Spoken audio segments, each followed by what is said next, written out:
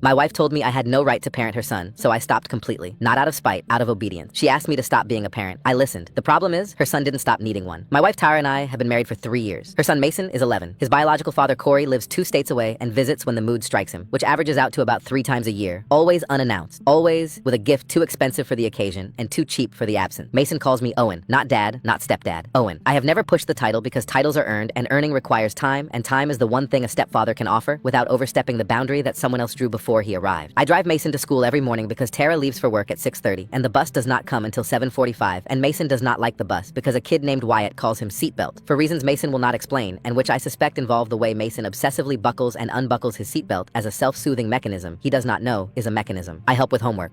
I don't understand fractions, and my teacher explained it 3 times kind. I have explained fractions using pizza, Legos, a measuring cup, and once a Kit Kat bar. I broke into uneven pieces on purpose so he could see that 4/8 and 1/2 are the same amount of chocolate, and the injustice of unequal portions is actually a math lesson. I attend every basketball game. I sit in the 3rd row because the first 2 rows are for parents, and I have been told by Tara, gently but specifically, that the first 2 rows are for parents, and the phrasing includes a boundary I am expected to observe from the 3rd row where the aunts and family friends sit. I coach from the 3rd row in whispers Mason cannot hear, but which I produce anyway, because coaching is a reflex that does not require an audience. I pack his lunch when Tara forgets, which is more often than she knows because I do not tell her I am doing it. Turkey and cheese, no mustard, apple slices in a separate bag, a note that says something small. Crush it today. 4/8 equals 1/2, and don't let anyone tell you otherwise. I do not sign the notes, because signing them would mean putting a name on something I am not sure I am authorized to put a name on. The fight happened 3 weeks ago. Mason's basketball coach Banks called me, not Tara, me, because I am the number Mason gave him as his emergency contact. Mason had gotten into a shoving match during practice. Another kid had been mocking him for weeks. Mason pushed first. Coach benched him. I drove to the school. I sat with the coach. I talked to Mason in the car. I said, I understand why you pushed him, but pushing gets you benched, and benched means you're not playing, and not playing means he wins. You're smarter than the push. Use the smarts. He said, thanks, Owen. That night, I told Tara about the call and the conversation. She stopped stirring. She said, the coach called you? I said, Mason listed me as emergency contact. She said, you went to the school. You talked to his coach. You had a conversation with my son about his behavior without calling me. I said, you were at work. I handled it. She said, you don't get to handle it. He is my son. You are not his father. You are my husband. Those are 2 different things. You do not get to walk into a school and have a parenting conversation about a child you did not create. She said, create like biology was a credential and love was an internship. I said, the coach called me. I responded. I didn't overstep. I showed up. She said, showing up is the overstep. You don't have the right to parent Mason. You have the right to be in this house and be kind to him. That's the line.